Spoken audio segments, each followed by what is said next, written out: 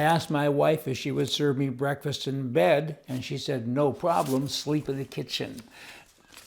World events. You know, I read a newspaper yesterday in Nova Scotia, Canada, and I got very depressed after reading it.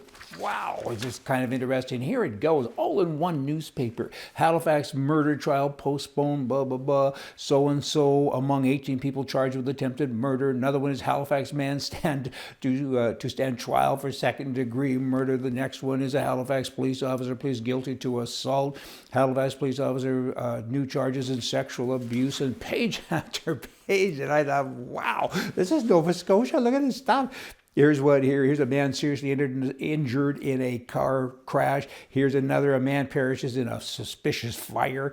In Amherst, a New Glasgow police man is looking for two suspects that are involved in an armed robbery, and charges to be filed in a fatal school knife incident.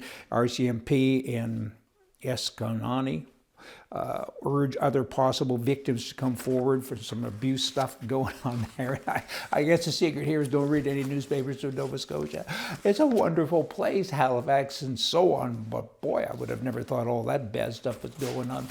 A man has been sentenced to 15 years, I believe it was in Chicago, I got this off CNN, for burning an alphabet flag, LGBT, blah, blah, blah, blah, blah, from a church in Iowa.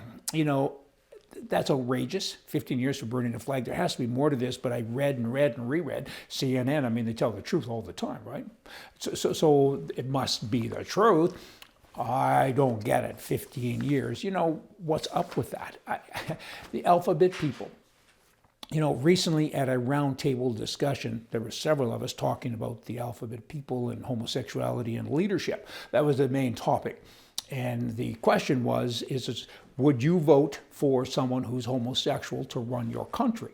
In part, like as a leader or as a congressman or elected member of parliament or some such. And most danced around it and what's politically correct, and most were kind of having some indigestion with it. It finally came to me and they directed the question again, and they were kind of apprehensive, and they said, what would you do? Do you think that they should be an elected person? And I said, absolutely not. And they said, aha, you know, you're this and you're that. And I said, whoa, whoa, whoa.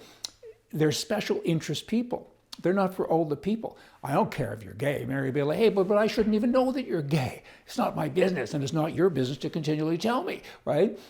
Do your job. I mean, you won't do your job. You only focus on the alphabet community. What about everybody else? I mean, you're a racist.